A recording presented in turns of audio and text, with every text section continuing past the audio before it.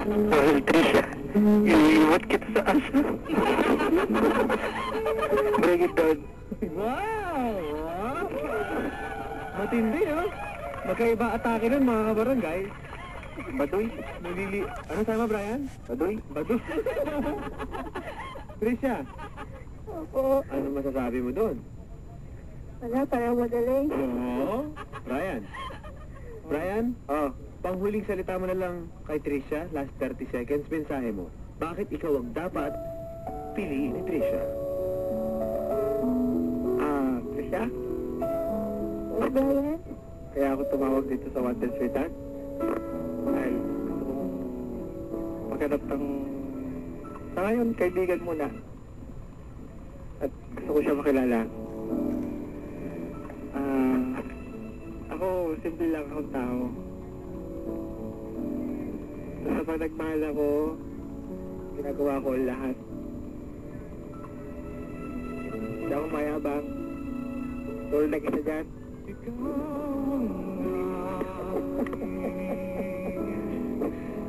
Yun lang. Mahal kita. Trisha. Wala ako agad.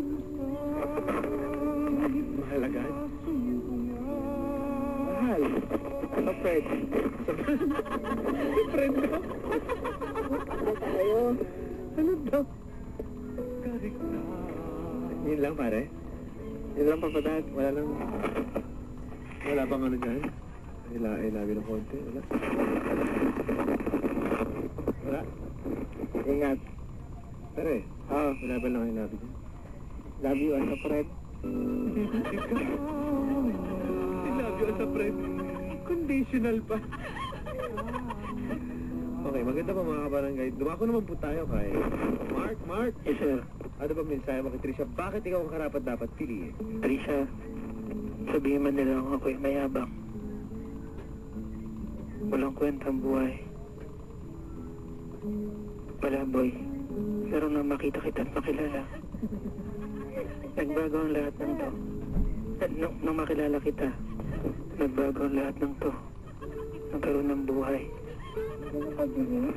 Ha? Nakabilis? Tapos hindi naman sa nagmamadali. Pero naniniwala akong pagmahal mo, samantalahin mo pagkakataon. Trisha, magkakaroon tayo ng 7 anak. 2 lalaki, 2 babae, 2 lalaki, at 1 lalaki ulit. Ano na dyan? Ititira kita sa bahay ng nanay ko. So wala pa akong bahay. Pahiramin tayo ng kotse ng tatay ko. Basta pangako ko sa'yo, hindi tayo magsisibak ng kahoy. LPG kung LPG. Pangit? Pangit daw, pangit. Trisha, natulungan mo akong magtrabaho. Hihintayin na lang kita sa bahay pag darating ka. Ganun? Joke lang. Biro lang. Ang totoo, mamahalan kita. At ikaw ang magiging nanay ng aking mga supling. Ako, ibahabol Nanay tayo. agad? Ha? May sinasabi si Siyempre. Agad? Ah, Brian, ano yung mo? katawan lang po habol niya. Ha? Huwag ka mag-alala, Brian. Gagawin kitang ninong. Ninong ka ng panganay tsaka bunso. At least kumpare ka pa rin. Hindi ko kailangan yun. Ha? Hindi ko kailangan. Hindi ka rin namin kailangan. Kukunin mo ko ninong. Ha? Para pampalubag loob sa'yo. Ako, hindi Baka ko magsaksak ka ng balisong kapag...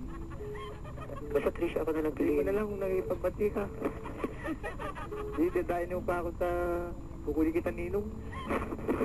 Hindi pare, gusto kasing masaksihan mo yung... Ay naku, huwag ka naman paliwanag. Yung masaya namin buhay ni Trisha. Para mamatay ka sa inggit. Hello, Hello? Trisha.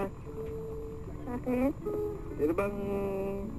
Itong sa amin dalawa? Sa kanya ko na lang, Trisha. Mamili na. Pare, papiliin nyo na. Ayoko na. Sa kanya na lang makalan. Ako, Trisha, Yung magiging mabigat ang iyong pagpili ngayong gabi sa programa. Sobrang bigas sa pasan. Mahirap, ano? Tingin ko pareho ka. Harap at dapat. Kabadan, pwede ba mag-request? Anong request? Magte-text lahat ng mga taga-negro sa mga Bisaya ngayong gabi. Tulungan niyo ako. Huwag niyo ako ibagsak. Meron ka ikaw naman, Brian. May panawagan ka ba sa mga Batanggenyo nakikinig? Mga Batanggenyo walang panload. Ang aking kababayan dyan sa Batanggenyo. Tulungan nyo nga itong kalaban ko dito. May ng tulong eh. Ako hindi ko kailangan ng tulong. Kaya ko sa sarili ko eh. Yun lang. O yan ha. Mark.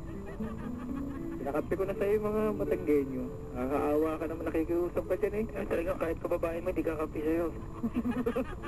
Wala kang ano. Ito may mga advice dito. Naku po.